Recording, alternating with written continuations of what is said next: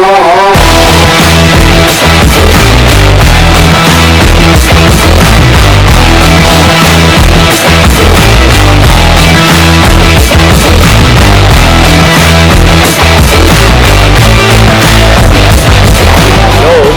name is Kapil Arora. I'm a fitness expert, a best-selling author, and a successful corporate professional. And I'm going to address all the problems that you face while running with a simple solution in my show, 21.1 Running Mistakes. In this episode, I'll be talking about choosing the correct running shoe. So if you are a sports enthusiast, sports lover, or an athlete, this video will not only help you to pick up the right shoe, but also give you an insight on various aspects of running. Let's start.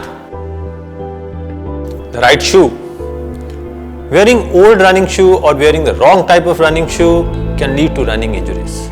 Now the problem is that when you buy shoes, the shoe company or the salesperson rarely tells you if they are right fit or not right fit. But different companies have different rules. It's like choosing which is the right workout app of so many choices available. Now let us understand each of these terms in detail and then a solution basis our understanding and information available till now. Overpronation and its symptoms. If you overpronate, your symptoms may include discomfort in the arch and the sole. Your foot may appear turned outwards at the ankle. Your shoes wear down faster on the middle side of your shoes. That's the inner side. Pain in the ankle, shins, knees, hips, especially while walking or running. Now, these are the symptoms of overpronation. Underpronation and its symptoms. Underpronation happens when the ankle doesn't roll inward. It causes the foot to move outwards, thus putting pressure on the ankles and toes. Now, depending on your activity level, symptoms of excessive underpronation can be subtle. For example, more significant wear and tear on the outside edges of your shoes can be a sign. Now, in some cases, underpronation can also cause back pain and knee pain. You can visit a specialty shoe store and get yourself analyzed. And if found underpronating, you must opt for an underpronation shoe. What is neutral? A neutral foot strike occurs when you neither overpronate nor underpronate. It is when the foot strikes in an efficient and effective manner. It typically leads to the least amount of injuries and running while walking or running. Now let's talk about life of a running shoe. Well, the answer is that life of a running shoe is between 300 to 500 miles or 500 to 800 kilometers. Now why this range? Because how quickly a shoe wears depends on you. Now, if you land hard on your heels with each stride, for example, you're going to wear your shoes more quickly than more efficient runners. Barefoot running and its benefits. Now, there are 5 key benefits of barefoot running and minimalistic running. First one, heel strike.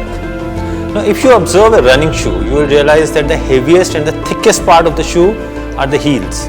And hence, when you run wearing these shoes, the natural tendency of the body is to strike heel first. However, a midfoot strike is more desired for a better running economy. Second one, overstriding. Now, while wearing the shoes and thanks to the extra cushion, we don't feel that strike on the ground and we tend to overstride. Now, this problem can be solved by barefoot or minimalistic running. Now, having experienced it firsthand, my cadence level and therefore the running efficiency level went up significantly when I shifted to barefoot running. Third, change in the running form. Now, we change multiple shoes with a cushion during our runs. Now, this challenges body's alignment and form. Now, try this experiment. One day you can remove your shoes and walk on 2 different mattresses, one thick one and a soft one and a very thin one. And then you will realize that your body alignment is changing. Now imagine the same situation when we change shoes from a big cushion one to a thin cushion one. Now this change sometimes immensely impact our body and body's biomechanics. And then can be a real cause of running injuries. Fourth point, weakening of feet and lower limbs. Now, since we have been running in protective environment where feet are always protected, this has led to weakening of feet muscles.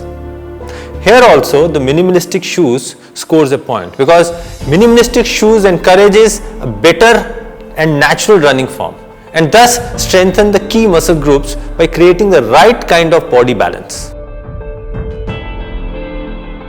Fifth and the final point, running naturally. Now we all know running is healthy and it should not be a protective activity. Now these cushioned shoes are just a 60 years old phenomenon. Earlier, humans used to run barefoot for longer and were much more healthier. Barefoot or minimalistic running encourages you to run naturally, feel the earth and run without any stress. So this is it for today's episode. I believe I've answered all your questions. Now you can go ahead and pick the right amount of shoes. And remember, always go by your feel and comfort. Barefoot running and minimalistic running is a great option too. I'll be back with another episode of 21.1 Running Mistakes next week. Thank you.